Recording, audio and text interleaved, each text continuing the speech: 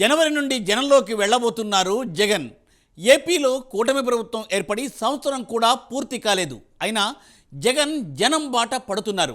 ఈ క్రమంలో కేసులతో సతమతమవుతున్నారు నేతలు. కొంతమంది జైలుకు వెళ్లే సూచనలు కూడా కనబడుతున్నాయి.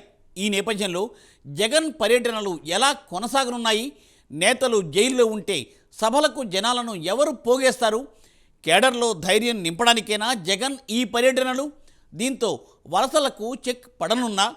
Let us watch the story.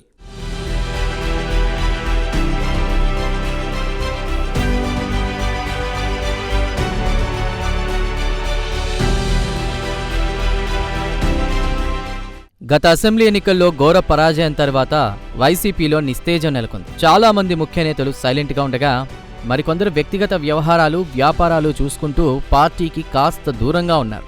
మరోవైపు కూటమి ప్రభుత్వ నేతలు గతంలో తమపై సోషల్ మీడియా వేదికగా దుమ్మెత్తిపోసిన నేతలను టార్గెట్ చేసింది. ఈ నేపథ్యంలో కొంతమంది నేతలపై కేసులు నమోదవుతున్నాయి. వైసీపీకి అనుకూలంగా సోషల్ మీడియాలో పోస్టులు పెట్టిన వారిపై కేసులు నమోదవడంతో ఉక్కిరిబిక్కిరవుతున్నారు. గతంలో తమకు అనుకూలంగా వ్యవహరించి నేతల్ని కట్టడి చేస్తూ వైసీపీకి అనుకూలంగా ఉండే నేతలను అష్టదిగ్బంధనం చేస్తోంది కూటమి ప్రభుత్వం. ఈ నేపథ్యంలో కొందరు వైసీపీ నేతలు కూటమి పార్టీలోకి జంప్ అవుతున్నారు.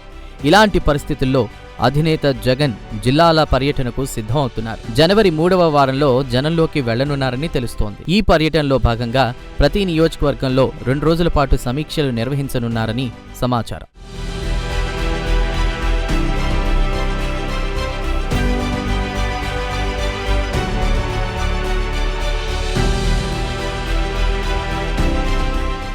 రాష్ట్రంలోని 26 జిల్లాల్లోనూ జగన్ పర్యటన చేయనున్నారని వార్తలొస్తున్నాయి. అయితే కొందరు నేతలు జైలుకు వెళ్లే సూచనలు కనపడుతున్నాయి. ఒకవేళ నేతలు అరెస్టై జైల్లోకి వెళితే జగన్ సభలకు జనాలను ఎవరు పోగేస్తారనే సందేహం కలుగుతోంది. మరోవైపు పార్టీ అధికారంలో ఉన్నప్పుడు పార్టీ శ్రేణులను దూరంగా పెట్టిన కారణంగా పార్టీ ఘోరంగా ఓడిపోయిందనే వారు ఉన్నారు. అధికారంలో ఉన్నప్పుడు పట్టించుకోని నేత ఓటమితో ఇప్పుడు జనంలోకి రావడంతో పార్టీ శ్రేణుల్లో నైతిక స్థైర్యం పెంచడంతో పాటు వారిలో ధైర్యాన్ని నింపబోతున్నట్టు తెలుస్తోంది. తన పర్యటనలో భాగంగా పార్టీ బలోపేతంపై సామాన్య కార్యకర్తల నుంచి సూచనలు, సలహాలు జగన్ తీసుకోనున్నారని తెలుస్తోంది. ఎన్నికల సమయంలో ఏకపక్షంగా వ్యవహరించిన కారణంగా దారుణమైన ఓటమిని చవిచూడాల్సి వచ్చింది. అందుకే తాజాగా ఎన్నికల తర్వాత కేసుల బారిన పడిన వైసీపీ కార్యకర్తలు ద్వితీయ శ్రేణి నాయకులను కలిసి మాట్లాడనున్నారు. ఇకపై తాడేపల్లిలో తనని కలిసేందుకు వచ్చేవారికి ఎటువంటి అడ్డంకులు ఉండబోవని సంకేతం ఇస్తున్నారట. అపాయింట్మెంట్తో పని లేకుండా గతంలో తన తండ్రి వైఎస్ రాజశేఖర రెడ్డి తరహాలో ఏర్పాట్లు చేస్తున్నారట. నియోజకవర్గ నేతలను ప్రత్యేకంగా కలిసేలా ఏర్పాట్లు చేస్తున్నారని సమాచారం.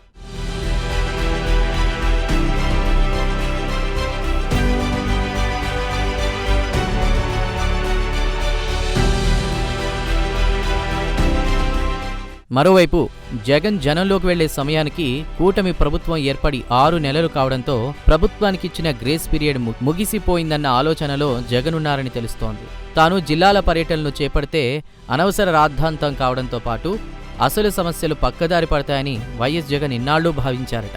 ఇచ్చిన హామీలను అమలు చేయకుండా ప్రభుత్వం ఏదో ఒక వివాదాన్ని తనపై నెట్టి ప్రజలను తప్పుదో పట్టిస్తోందని జగన్ భావిస్తున్నారట. లేకపోతే ఈపాటికే తాను జిల్లాల పర్యటనలు చేసేవాడినని సీనియర్ నేతలతో జగన్ చెప్పినట్లు సమాచారం.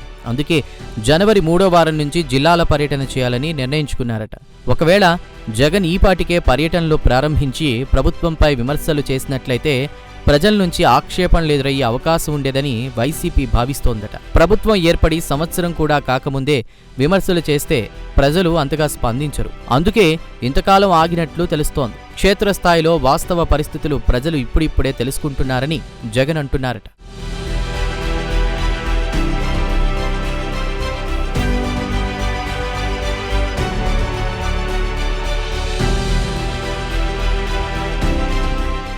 మరోవైపు జగన్కు మునుపటి కన్నా జనాల్లో క్రేజ్ తగ్గిందని రాజకీయ విశ్లేషకులు చెప్తున్నారు. 2014లో జైలుకు వెళ్లొచ్చినందుకు సానుభూతి వచ్చింది. 2019లో అప్పటి అధికార పార్టీపై ప్రజల్లో తీవ్ర అసంతృప్తి ఉండడం, టీడీపీ, జనసేన, బీజేపీ వేరువేరుగా పోటీ చేయడంతో జగన్ విజయం సాధించారు. ఇప్పుడు ఆ పరిస్థితి లేదు.